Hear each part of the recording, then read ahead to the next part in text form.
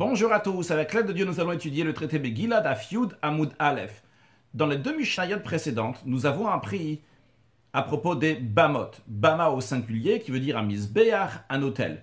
Il y a l'autel public, pour amener les sacrifices donc, de tout le monde, comme c'était dans le Mishkan, dans le tabernacle qui était dans le désert, et aussi bien dans le Mishkan de Shiloh, qui a duré pendant 369 ans, aussi bien dans le Beth Hamikdash, dans le temple, aussi bien le premier temple et le deuxième temple. Mais il y a aussi ce qu'on appelle une Bamat Yahid, donc une Bama d'un particulier, une Bama Ktana, donc une Bama mineure, qu'on peut offrir des sacrifices dans certaines périodes, dans certains moments, qu'on peut amener des sacrifices, même dans le domaine qu'on veut, on fait un misbéach, on fait un autel, et là-bas on va offrir des sacrifices. Ce qu'on appelle une Bamat Yahid, donc une Bama d'un particulier.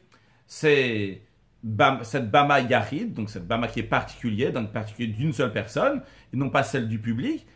On pouvait amener certains sacrifices sur ces Bamot uniquement à un certain moment, par exemple, les 14 années lorsque le peuple juif sont arrivés en terre d'Israël, le temps de faire la conquête et le partage de la terre d'Israël, puis après la destruction du tabernacle qui était à Shiloh pendant 369 ans, il y a eu une période de 57 ans dans laquelle le Mishkan a été à Nov et à Givon. Pendant cette période-là, donc pendant ces 57 ans aussi, on pouvait amener donc des sacrifices dans une Bamat Yahid, dans une Bama d'un particulier, dans une Bama d'un mineur, une Bama mineure, pardon. Puis après, lorsqu'il y a eu le temple, on avait appris dans la Mishnah qu'une fois qu'il y a eu le temple, eh bien, en acharea heter, il n'y a plus de permission pour faire une Bamat Yahid, une Bama Ktana, une Bama qui est mineure. Donc, ce qu'il en ressort de ça, que lorsque le peuple juif était à Shiloh, après les 369 ans que le Mishkan, le tabernacle, était là-bas, suite à cela, il y a eu une permission pour une Bama Ktana de faire cette Bama mineure et donc offrir des sacrifices ailleurs que dans le Mishkan, dans le tabernacle. Par contre, une fois que le temple a été construit à Jérusalem, après cela, il n'y a plus de permission pour faire une Bama mineure et amener des sacrifices sur cela. Ce que nous avons appris donc dans les Mishnayot juste avant. Maintenant, dans la Gemara d'aujourd'hui, dans la première partie, nous allons parler donc de Beth Chonio. Beth Chonio, c'était quelqu'un qui s'appelait Chonio, c'était le fils de Shimon Hatzadik. Donc Shimon qui était le Kohen Gadol, un grand prêtre. Et avant sa mort, il avait dit que Chonio, bien que c'était son deuxième garçon, va être le Kohen Gadol, le grand prêtre. Finalement, il y a eu une histoire, il y a deux versions comment l'histoire elle s'est passée, mais en tout cas, il y a eu une histoire avec son grand frère qui s'appelait Shimi, et en conséquence de ça, Chonio est parti en Alexandrie, en Égypte, et là-bas, il a fait un Migdash, donc un temple, là-bas, donc il y avait aussi un Misbéach, dans lequel aussi on amenait des sacrifices. Et donc, comme on a dit, il y a deux versions dans le traité Menachot, et il y a aussi donc deux opinions en ce qui concerne donc le Migdash, le temple que Chonio a fait. D'après une opinion, ce Migdash était un Migdash de Avodah Zarah, d'idolâtrie. Une deuxième opinion, que ce Migdash était un Beth Hamikdash qui était le Shem Shamaim, qui était donc fait pour Dieu. Donc ça, c'est un point que nous allons discuter. Un deuxième point, et ça donc on va discuter pendant tout le cours aujourd'hui, essentiellement, c'est la notion de Kitcha le Shata avec Kitcha le Atidlavo. Donc il a sanctifié pour son temps, il a sanctifié pour l'avenir. C'est un mot qu'on ne va pas traduire parce qu'on va le répéter plusieurs fois. Quand on dit Kitcha le Shata, c'est-à-dire lorsque Shlomo HaMelech, le roi Salomon, il a fait le temple, eh bien, il a sanctifié le temple, le Shata, pour son moment, au moment donc où il y avait le temple. La question est, est-ce que Kitcha le Atidlavo aussi ou pas? Est-ce que ça a été sanctifié pour l'avenir ou pas? C'est-à-dire même une fois que le temple va être détruit, est-ce que aussi à ce moment-là, la sainteté du temple va encore continuer constamment? Cette notion, on en parlera aussi pas seulement pour le temple, mais on en parlera aussi pour Eretz Israël, la terre d'Israël de manière générale et de manière plus particulière, donc pour les villes entourées de murailles qui se trouvent dans Eretz Israël. Est-ce que la Gdusha, la sainteté que Eretz Israël a pris lorsque le peuple juif est arrivé en Eretz Israël, est-ce qu'il a continué une fois que le peuple juif a été exilé entre le premier et deuxième temple et donc après aussi, ou pas, où il n'y a pas eu cette suite-là, ça s'est arrêté une fois que le peuple juif est parti de la terre d'Israël, a été exilé après le premier temple. Est-ce que cette Gdusha a continué? Donc, ce qu'on discutera, donc, c'est Gdusha Rishona, la sainteté première, c'est la première fois que les Juifs ont sanctifié. Est-ce que ça a été les Shahata. Tout le monde est d'accord que c'était les Shahata pour le moment même, ça, il n'y a pas de doute, c'est devenu saint. La question, elle est, est-ce que Kitchalat Idlavo, ou bien on dira Lo Kitchalat Idlavo. Donc Kitchalat Idlavo, c'est-à-dire que pour l'avenir aussi, cette sainteté, elle continue, ou bien Lo Kitchalat Idlavo, cette sainteté ne continue pas. Donc ça, c'est les deux points que je voulais partager avant qu'on commence sur le texte d'Af Yud Amud Aleph. Nous sommes à la deuxième ligne Gemara. Amar Rabbi Yitzhak, il a dit, Shamati, j'ai entendu. Donc il a entendu de ses maîtres, Shema Kriv, Imbebet Ronyo, qu'on peut offrir des sacrifices dans la maison, dans le temple que Ronyo il a fait. Quand est-ce Bisman Hazeh, donc de nos jours, quand il veut dire de nos jours, c'est-à-dire que même après la destruction du temple, eh bien, on peut offrir des sacrifices dans cette maison, dans ce temple. Rashi Gemara, Bet Ronyo, Mizbeach Ronyo. Donc l'hôtel que Ronyo a construit donc à Alexandrie en Égypte. Comme Rashi nous dit que c'était qui ce Ronyo, Beno Shel Shimon HaTzadik, c'était le fils de Shimon le Pieux, donc qui était un grand prêtre. Bana Bama Bebitzraim, il a construit donc un hôtel en Égypte, les Shem Shamaim, donc pour le nom de Dieu, que d'Amrin al-Maseret Menachot, comme on dit d'après une opinion dans le traité Menachot. Bien, ça c'est les paroles de Rabbi Yitzhak. L'Agmara en dit, on déduit de ça deux choses. Que si Rabbi Yitzhak a dit ça, c'est premièrement que Kassavar, qu'est-ce qu'il pense Rabbi Yitzhak? Que Bet Ronyo, lav Bet Avodazara, que le temple de Ronyo n'est pas un lieu d'idolâtrie. Rashi Kassavar Chulu, pourquoi la Gemara souligne ça? Rashi nous dit parce que dit Ika le Mandé Amaratam, parce qu'il y a une autre opinion dans le traité Menachot, Shebna le Shem Avodazara, qui a construit ce temple-là pour l'idolâtrie. C'est Rabbi Yitzhak qui dit qu'on peut offrir des sacrifices là-bas. Déjà, par le principe même qu'on peut amener des sacrifices dans tel endroit, c'est que c'est pas un endroit d'idolâtrie.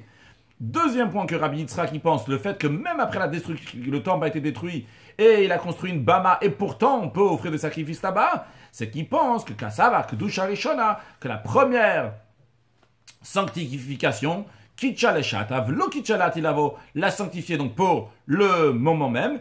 Donc pour le moment, on a fait le temple à ce moment-là, c'était saint, mais Vlo Kitchalat Ilavo, non pas pour l'avenir, une fois que le temple a été détruit, cette sainteté, elle est partie. D'où il apprend ça? Rabbi Yitzhak, dicté, il est écrit,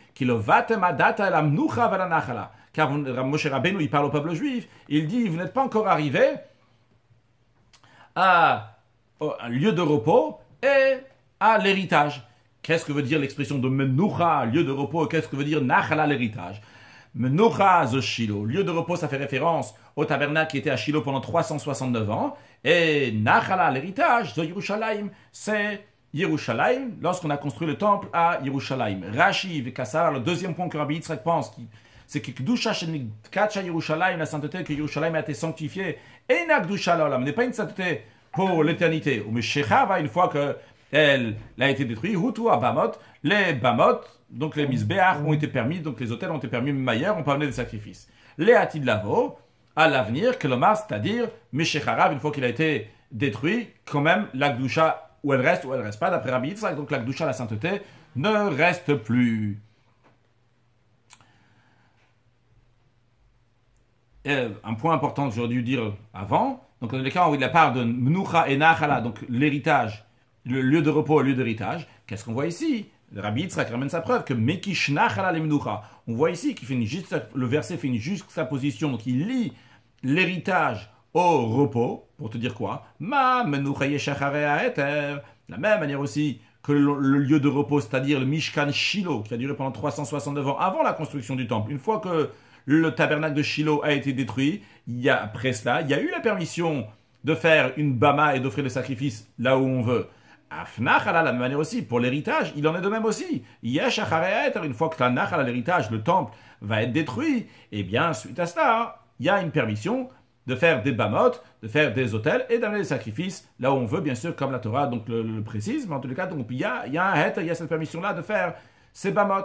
Bien, donc ça, c'est ce que Rabbi Yitzhak il a dit un jour. En deux mots, Rabbi Yitzhak il a dit qu'on peut offrir des sacrifices à Bet Chonyo Bisman Azel, qu'après la destruction du temple, on peut offrir des sacrifices ailleurs que le temple.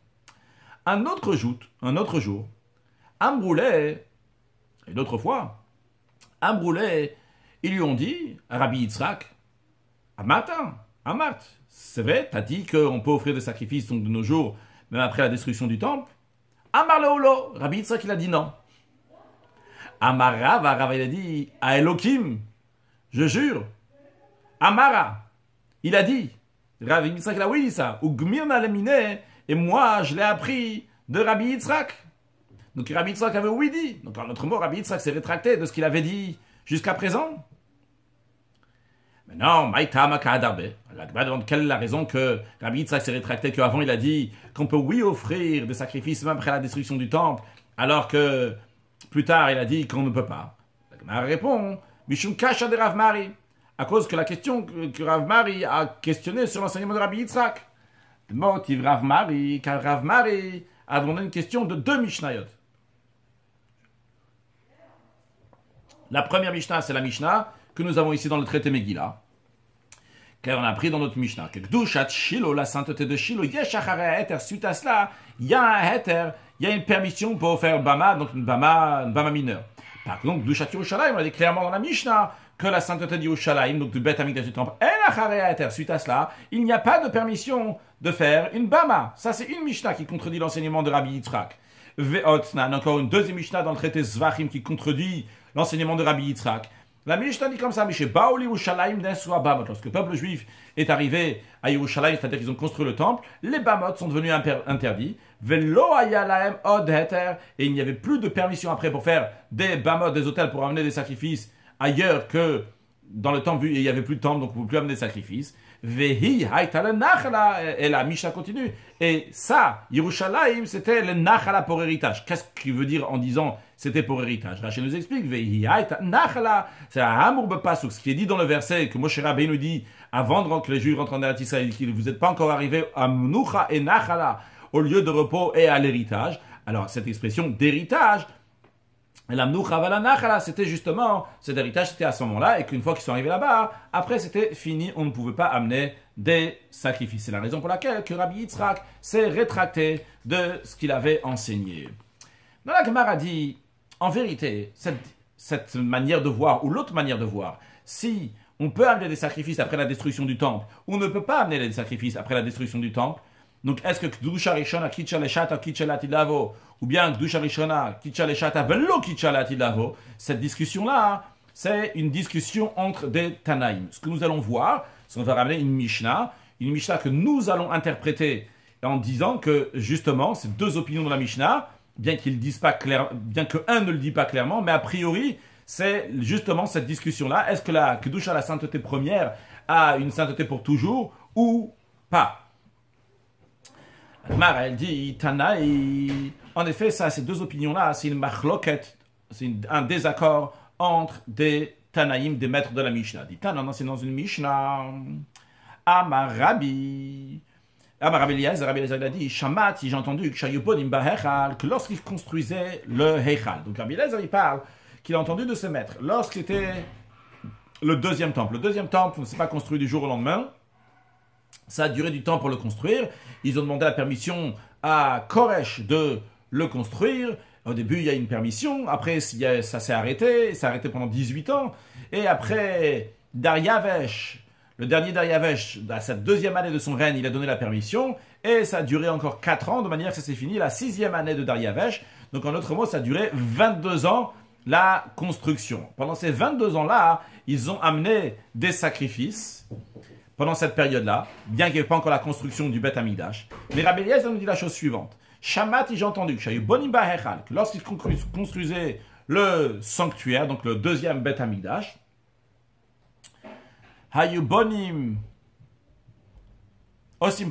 Osim Klaim la Heichal, ou Klaim la Zara.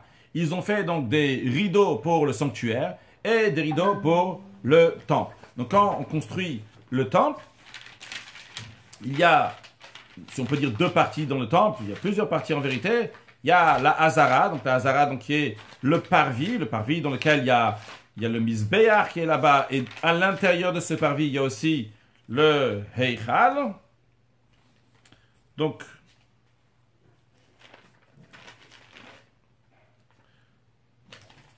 en tous les cas, donc le parvis, c'est ce qui entoure, c'est la cour, et après le Heichal, c'est la maison intérieure dans laquelle là-bas, il y a le Saint et le Saint des Saints. Alors on nous dit que lorsqu'ils étaient en train de construire, bien qu'il n'y avait pas encore la structure, la maison, les pierres avec lesquelles on a construit, donc les murs, la muraille de la Hazara et du parvis, de la cour, et il n'y avait pas donc les murs du Heichal, dans lequel à l'intérieur il y a le Saint et le Saint des Saints, et bien qu'il n'y avait pas, mais quand même, ils ont fait donc des rideaux pour le sanctuaire, et pour le Heichal, donc le sanctuaire, et pour la cour du temple, pour la Hazara. Mais, bien qu'ils ont fait des rideaux, il y a quand même une différence, comment ils ont fait les rideaux. La Sheba Heichal Bonimi Bachutz. En ce qui concerne donc ceux qui construisaient le Heichal, le sanctuaire, ils étaient à l'extérieur. Quand on dit ils étaient à l'extérieur, imaginons que ça, c'est le mur qu'ils doivent construire, eh bien, le rideau était derrière le mur. C'est que le mur, il va être construit ici, le rideau est derrière le mur. En effet, vu que c'est le Heichal, c'est le sanctuaire, dans le sanctuaire, on ne peut pas rentrer si il faut être Kohen et il faut être pur, etc. Donc, pour pas que ceux qui construisent vont se trouver donc dans le Heichal, dans le sanctuaire. C'est la raison pour laquelle il y avait donc un rideau, et devant ce rideau-là, ils construisaient le mur. Ça, c'est en ce qui concerne les murs du Heichal. Par contre, Uba Hazara, dans les murs de la cour du temple, du parvis, Boni Mibifnim, ils construisaient à l'intérieur. Là-bas, donc, il y avait des murs, et les ouvriers étaient à l'intérieur, et ils construisaient, parce qu'il n'y a pas de souci qui se trouve à l'intérieur de la Hazara. Ok, ça c'est l'information que Rabbi Eliezer nous dit qu'il a entendu de ses maîtres. Voyons Rashi qui nous dit Klaim la Heichal, donc des rideaux pour le sanctuaire. La Mishnah et Rabbi Eliezer ne nous a pas dit de raison pourquoi. Il a juste dit comme ça, il a entendu de ses maîtres. Nous, Rashi nous dit où on veut en arriver. C'est la raison pour laquelle Rashi nous dit Kasal Kadatar. Ce qui nous monte à l'esprit maintenant. Quand Rashi dit Kasal Kadatar, c'est toujours, ça veut dire ce qu'on monte à l'esprit maintenant, mais plus tard on verra que c'est pas comme ça. Qu'est-ce qui nous monte à l'esprit maintenant? Comment on comprend les paroles de Rabbi Eliezer?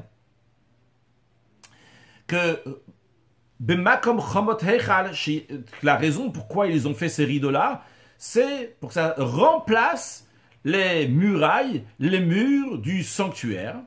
À quoi ça sert d'avoir absolument des murs du sanctuaire si on n'a pas les murs de pierre, au moins on met des rideaux? À quoi ça sert?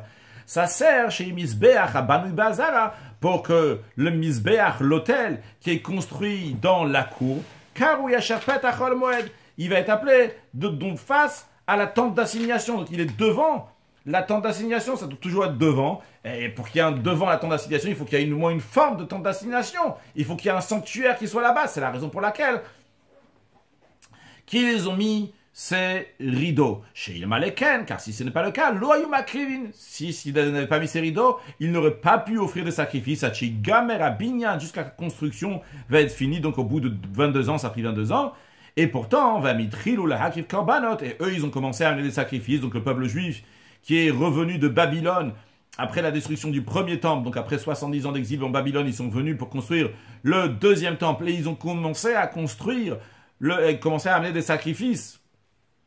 Miché Baoucham, dès qu'ils sont arrivés là-bas, Bimé Koresh, ce qui était à l'époque de Koresh, comme je cite au Sefer Ezra, comme il a été écrit dans le livre de Ezra. Et Rashi nous dit jusqu'à 22 ans après le moment qu'ils sont revenus et que Koresh avait donné la permission, le Nigmar Abayit, le temple n'a pas été fini, comme on a dit que ça a mis 18 ans où il y a eu un arrêt, et après ça dure encore 4 ans. Rashi nous dit Mishnat Shalosh Daryavesh Acharon, la 3e année du dernier Daryavesh, comme je l'ai dit oralement. Donc c'était au bout de 6 ans du règne de Daryavesh, c'est écrit clairement dans Divra Yamim, dans le Perek Tetvav, Pasuk Vav, si je ne me trompe pas. Donc là-bas c'est écrit que c'est la 6e année, dans le calcul comme on a dit, il y a 18 ans, et depuis la 2e année de Daryavesh jusqu'à sa 6e année, en tout donc ça fait 22 ans. Le fait qu'ils ont amené tout de suite des sacrifices, comme on comprend les paroles de Rabbi Eliezer, que le message que Rabbi Eliezer veut nous dire, c'est que la seule possibilité d'amener des sacrifices tout de suite, comment? C'est uniquement parce que ils ont mis ces rideaux qui remplaçaient les murs du sanctuaire, du Heichal, et donc, il s'appelait amener un sacrifice devant la porte du Ohel Moed, de la tente d'assignation du sanctuaire. Mais quand même, on a dit, bien qu'ils ont mis des rideaux aussi bien dans la Hazara, dans la cour du temple, et aussi bien dans le Heichal, dans le sanctuaire, mais quand même, on a dit qu'il y avait une différence. Rashi Boni Mibachutz, quand ils ont mis les rideaux du Heichal, où est-ce qu'ils les ont mis? De manière que les ouvriers vont construire à l'extérieur, c'est-à-dire Shayu Aklaim, Pusim Lifnim Oviachoma, ça veut dire que les rideaux étaient étendus donc à l'intérieur de la démarcation de l'endroit où plus tard on va faire la muraille. Pourquoi? Chez les Kanso Abonim le Torah, pour que les constructeurs ne vont pas rentrer dans le sanctuaire, donc pour qu'ils restent à l'extérieur. Donc on avait fait comme ça l'endroit pour démarquer, on avait mis ces rideaux-là, mais de l'autre côté du mur. Bien, ça c'est l'enseignement de Rabbi Eliezer dans la Mishnah, et comme Rashi nous explique où on va en arriver. Passons au deuxième enseignement qu'il y a dans la Mishnah. Ve'amar Rabbi Yoshua. Rabbi Yoshua, il a dit. Un autre enseignement, il a dit comme ça. Shamati, j'ai entendu de mes maîtres. Shema Krivin, qu'on amène des sacrifices. Afalpi she'en bait. Bien qu'il n'y a pas de maison, ce qui est un grand chidouche. Bon, c'est pas moi de dire c'est un grand petit chidouche.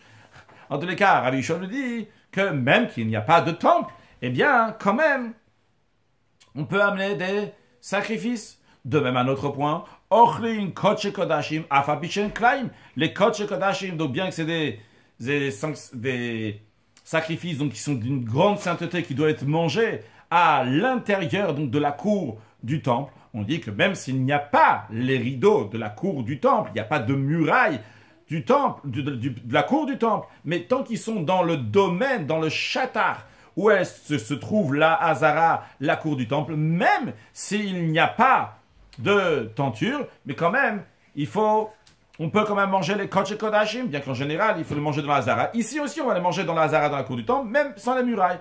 Encore un point, il a dit qu'il a entendu de ses maîtres qu'on peut manger Kodashim Kalim ou Maaser Sheni, donc les sacrifices de moins de sainteté qui doivent être mangés à l'intérieur de murailles de Jérusalem, et de même le Maaser Sheni, donc les deuxièmes dîmes, on a déjà expliqué dans le cours précédent, c'est quoi Kodesh Kodashim, Kodashim Kalim, Maaser Sheni, juste je rappelle les idées de manière générale. Donc tu dois être mangé dans Yerushalayim. Et bien, Rabbi Yeshua nous dit qu'il a entendu de ses maîtres qu'on peut les manger dans Yerushalayim, Afal Pishen Choma, même qu'il n'y a pas de muraille autour de Yerushalayim. Pourquoi? Quelle est la raison qu'il a entendu de ça de ses maîtres? Quelle est la raison de ses maîtres? La raison, elle est, avec la sanctification qu'ils ont fait au début lorsqu'ils sont arrivés, c'est aussi bien pour le moment même, mais aussi pour à l'avenir, même quand il y aura la destruction du temple, eh bien quand même la sainteté va rester, aussi bien dans Yerushalayim, la sainteté est restée, aussi bien dans le Beth Amikdash, la sainteté elle est restée. C'est la raison pour laquelle qu'on peut toujours amener des sacrifices. Bien. Ça, donc, c'est deux enseignements, Rabbi Eliezer et Rabbi Yeshua dans la même Mishnah.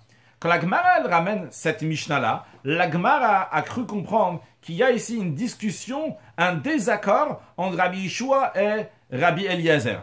Rabbi Yeshua a dit, on peut tout faire, même sans rideau, même sans mur, parce que la sainteté qui était là au début est toujours là maintenant. Donc la Gemara dit Mikral, j'en déduis de là. De Rabbi Eliezer, ça va. Lokichalat, il avoue que Rabbi Eliezer pense que cette sainteté n'est pas restée pour l'avenir. Comme Rashi nous dit, lave Mikral de Rabbi Eliezer. Rashi a une petite différence dans la version, mais c'est la même chose. Il ajoute le mot lave.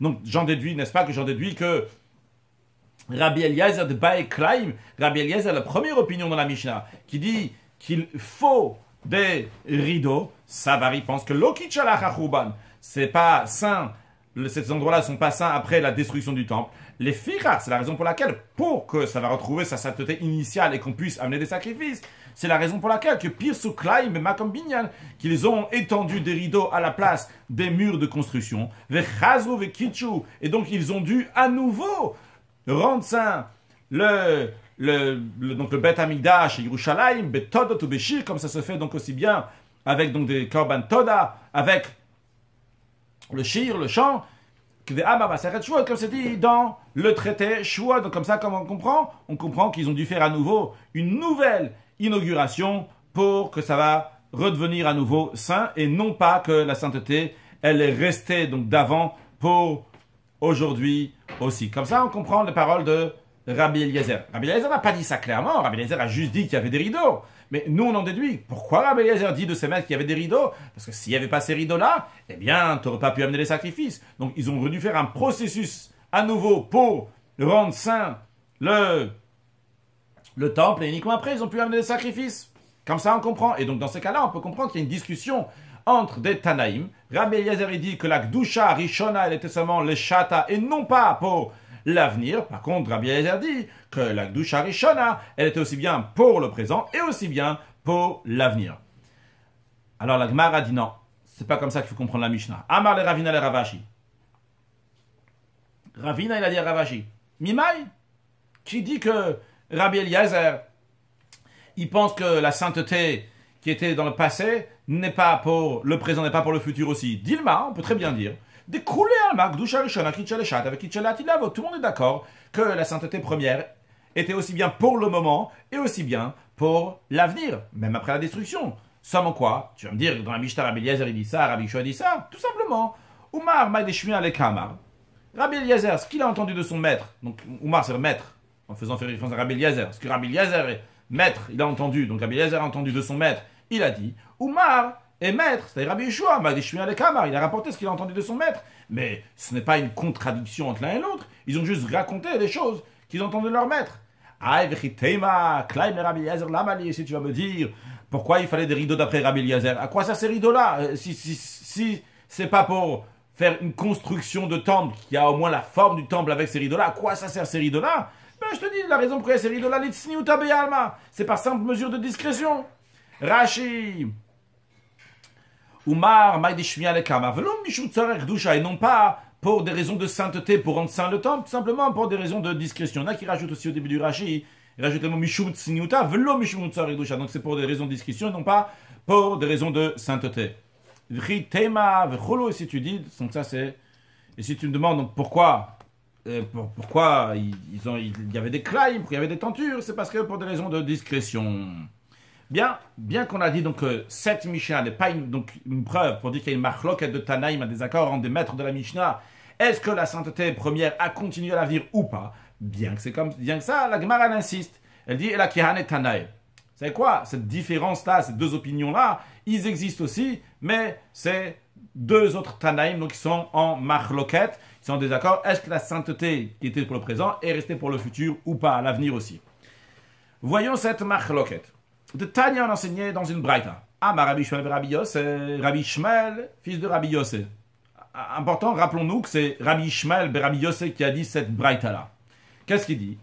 Il dit, pourquoi dans le traité Erkin, la Mishnah cite plusieurs villes qui sont entourées de murailles? Rashi, et Elou, ceci. Donc la question de Rabbi Ishmael, Rabbi Yossé, pourquoi les sages ont compté cela, donc ces villes-là, Ayarot, Elou Ayarot, ces villes-là, Nimnu Beperek Batadea, qui ont été comptées dans le dernier chapitre de Erkin. À propos de quoi? Les Inyan Bate Arechoma, en ce qui concerne donc les villes qui sont entourées de murailles, qui l'Oma pour nous dire, chez Hayumu Kafot Roma Mot Yeshua Binun, pour dire qu'ils étaient entourés de murailles depuis l'époque de Yoshua Binun, donc ils ont un statut halachique qui est bien particulier, différent, comme on verra dans le Rashi de l'autre côté de la page, ou peut-être je le dirai oralement après. Quand tu comptes ces villes-là, il n'y en a pas plus que 9. Alors, la question de Rabbi Shmuel Rabbi Yossé, c'est pourquoi ils ont compté ces villes-là? Pourquoi ils ont compté? Là, on peut faire le Rashi d'après aussi. Pourquoi ils ont compté cela particulièrement? N'est-ce pas qu'il y en avait beaucoup? Donc là-bas, il y avait beaucoup plus d'autres villes qui sont entourés de murailles. Comme c'est aussi enseigné là-bas clairement, c'est dit là-bas, tous ceux qui ressemblent à ça, c'est toutes les villes, donc d'autres villes qui sont aussi comme ça, qui sont entourées de murailles. Donc pourquoi ils ont compté spécialement ces villes-là? La réponse elle est, lorsque les exilés sont montés en Eretz Israël, quand on dit les exilés sont montés en Eretz Israël, c'est ceux qui étaient à Babylone, qui sont venus avec Ezra, donc pour construire le deuxième temple. Quand ils sont venus, Matsu et Elou, ils ont trouvé ces villes fortifiées, donc la Mishnah elle indique, et ils les ont sanctifiées. On dit Vekichum, ils les ont sanctifiées, ça veut dire que jusqu'à présent, ils avaient perdu leur sainteté. Avant, ces villes-là étaient entourées de murailles depuis l'époque de Yeshua Binoun. Yeshua Binoun, c'est le successeur de Moshe, avec qui ils sont rentrés en terre d'Israël. Et les Juifs ont vécu 440 ans en terre d'Israël, après encore 410 ans avec le premier temple. Après seulement, ils sont partis en exil. Donc il y a eu 800 ans qu'ils étaient entourés de murailles déjà. Et ils avaient leur sainteté. Mais le fait que le peuple juif est parti en exil, ils ont perdu la sainteté. Et au bout de 70 ans, lorsqu'ils sont revenus, eh bien, Kitchum, ils ont sanctifié ces villas entourées de murailles, parce que le fait qu'ils étaient entourés de murailles depuis l'époque de Yeshua Binoun, c'est pas suffisant pour dire que maintenant aussi, après que le peuple juif a quitté la terre d'Israël pendant 70 ans, c'est encore saint, non. Maintenant, la sainteté, elle est partie. Et c'est la raison pour laquelle ils ont dû le renouveler, la sainteté, dans certaines villes qui étaient entourées de murailles. Avalarichonot. Mais les premières villes entourées de murailles, c'est-à-dire les villes initiales, et qui étaient entourées ou qui sont encore entourées de murailles, quand même, batlo, miché, batla, arrête. Leur sainteté a été annulée du moment où la terre a été annulée. Quand on dit donc la terre a été annulée, c'est-à-dire que lorsque le temple a été détruit, le peuple juif est parti en exil. Qu'est-ce qui en ressort de cette braïta au nom de Rabbi Shmuel ben Rabbi Yossé? On voit que Rabbi Shmuel ben Rabbi Yossé pense, il tient, que la première sainteté l'a rendu aussi seulement la première fois, et non pas pour l'avenir. C'est pour ça qu'à nouveau, ils ont dû la sanctifier. Bien, ça c'est la première opinion. L'opinion qui dit que la Kedusha, la sainteté, elle était uniquement pour la première fois et non pas pour plus tard. Oh mino, là m'a demandé une question. Voilà, voyons une autre braïta. Ah bah Rabbi Shmuel ben Rabbi Yossé, Rabbi Shmuel ben Rabbi Yossé il a dit, c'est toujours Rabbi Shmuel ben Rabbi Yossé. Une autre braïta en son nom. Il dit V'chiel ou bilvadayou. Il dit, est-ce qu'il y avait seulement ces villas? Alors Rachid nous dit que Urminu, cette question-là qu'on est en train de demander, Maskana de Miltaou, c'est la conclusion de ce que on a commencé à dire. De Amar Leel, au début, on a dit Hanetanaï plié, que ces Tanaïna, ils sont marloquettes, Bekicha velokicha. Est-ce que la sanctification, elle a été pour l'avenir aussi, ou n'a pas été pour l'avenir? Pour l'instant, on a vu donc que c'était pas pour l'avenir. Et maintenant, on va voir une deuxième opinion que c'était aussi pour l'avenir. Et c'est toujours celle de Rabbi Shmuel ben Rabbi Yossé. On verra dans la suite évidemment que c'est contradictoire, c'est bien que c'est Rabbi Shmuel ben Rabbi Yossé lui-même, mais voyons sur le texte. Voilà qu'il est déjà dit dans la Torah, Shishim ir kol chevel argov. Donc Moshe Rabbeinu il parle donc des villes qui sont de l'autre côté du Jourdain, que aussi donc c'est des villes qui ont des critères donc qui sont entourées de murailles. Et il dit là-bas, donc il y avait 60 villes donc dans toute la région de Argov. Et le verset juste après, il dit que ces 60 villes-là, tout cela, c'est des villes qui sont fortifiées par des hautes murailles. Donc on voit la Braïta avant de dire qu'en Eretz Israël, il y avait plein de villes qui étaient entourées de murailles. Parce que les villes qui sont de l'autre côté du Jourdain, mais que ce n'est pas en Eretz Israël, mais c'est aussi considéré comme Eretz Israël. Et c'est aussi considéré les critères des villes entourées de murailles, dans lesquelles il y a certains critères qui s'appliquent. Et la lama manu chachamim betelu. Alors pourquoi les sages, ils ont énuméré celles-ci uniquement ce qui figure dans la Mishnah du traité Erkin? La réponse elle est lorsque les exilés sont montés donc en Eretz Israël, ils ont trouvé sur leur chemin de retour, ils ont vu ces villes fortifiées là, et ils les ont sanctifiées. Alors la Gemara a fait une petite pause. Ce mot-là, kitchum, si on traduit littéralement, ils les ont sanctifiés, c'est-à-dire qu'avant, ils n'étaient pas saintes. Alors, la Gemara dit un instant. D'abord, avant de continuer, j'aimerais t'expliquer qu'est-ce qu'on veut dire ici lorsqu'on dit kitchum. Et pour ça, la Gemara dit kitchum. Hashta, on tourne la page. On va en faire encore une dizaine de lignes sur Daf Yud Amud Bet. Kitchum, hashta, quoi. Maintenant, c'est maintenant qu'ils les ont sanctifiés. On ne peut pas dire que c'est une fois qu'ils sont revenus en terre d'Israël qu'ils ont sanctifiés. Pourquoi?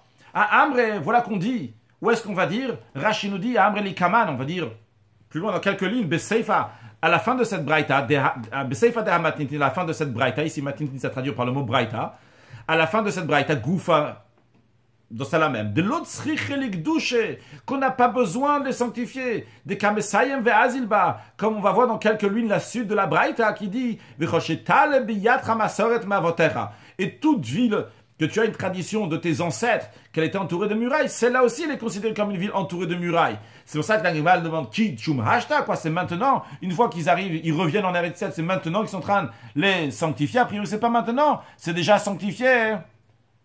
Même avant, sur le texte d'Agmara, Hamre les Kaman, voilà qu'on va dire, plus loin, de l'autre srichelek douche, comme ça le Bach, il change, il rajoute le mot le Kaman, et il rajoute de l'autre srichelek douche, qu'on n'a pas besoin de les sanctifier. Alors, qu'est-ce que ça veut dire quand la Braïta, elle dit que Kitchum, ceux qui sont revenus d'exil, ils les ont sanctifiés? C'est pas dans le sens littéral qu'ils les ont sanctifiés, non. Elle a Matsuetel ou dans leur chemin de retour, en revenant en Eretz Israël. Donc, ils ont vu, ils ont trouvé ces villas.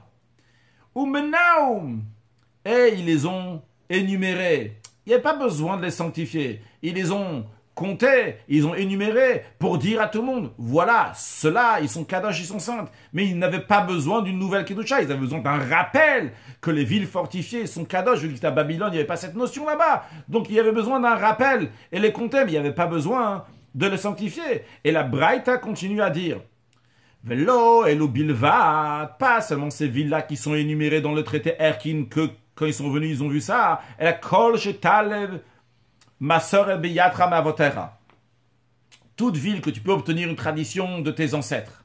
Chez Moukef et Chomamot Yeshua Binoun, qui est entourée, cette ville-là est entourée de murailles depuis l'époque de Yeshua Binoun. Kol la mitzvot alalu noagimba. Tous ces mitzvot, tous les commandements qui s'appliquent pour une ville qui est entourée de murailles, s'appliquent dans ces villes-là. Rashi, quels sont ces mitzvot-là qui s'appliquent dans une ville entourée de murailles? Quand la mitzvot alalu, Rashi est sur le côté droit de la page, cette deuxième Rashi, Hanoagot barechoma, tous ces commandements qui s'appliquent dans les villes entourées de murailles, c'est-à-dire, Rashi nous donne Shiluach Metzora, donc renvoyer un lépreux à l'extérieur de la ville, il faut que la ville elle soit particulière pour renvoyer le lépreux de là-bas, donc c'est une ville qui est entourée de murailles, de là-bas on le renvoie.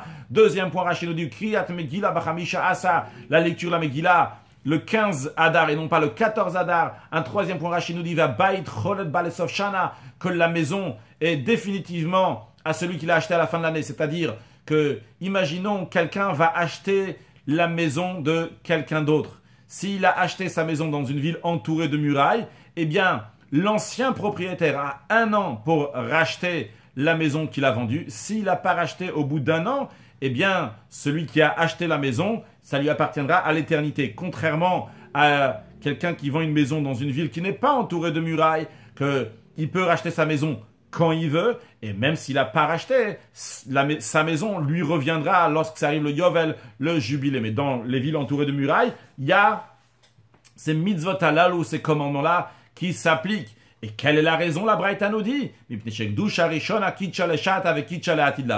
parce que la sainteté qui avait au début donc a rendu sainte aussi bien pour le moment même et aussi bien pour l'avenir. Qu'est-ce qu'on voit ici? On voit dans cette Braïta qu'il y a un Tana qui pense, Rabbi Ishmael Rabbi Yossé, qui dit que la Kdusha, la sainteté, est aussi bien pour le présent et aussi bien pour l'avenir.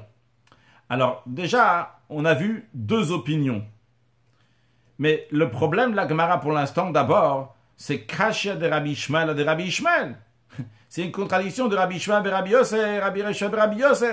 Parce que la première Braïta, c'est Rabbi Ishmael Rabbi Yossé. Qu'est-ce qu'il dit? Il dit que la Gdusha, la sainteté était uniquement pour le moment, mais pas pour l'avenir. Lorsqu'ils sont venus, ils ont dû la rendre sainte. C'est une Braïta. Deuxième Braïta, toujours au nom de Rabbi Ishmael Rabbi Yossé, qui nous dit non, pas de souci, la Gdusha qu'il y avait au début, elle est restée toujours pour l'avenir. Rabbi Ishmael Rabbi Yossé contredit. La Gemara donne 2 réponses. Et quelle que soit la réponse que la Gemara va donner, la première ou la deuxième, en tous les cas, on comprendra qu'il y a une marloquette de Tanaïm. Il y a un désaccord entre les maîtres de la Mishnah. Donc, 2 réponses. Première réponse.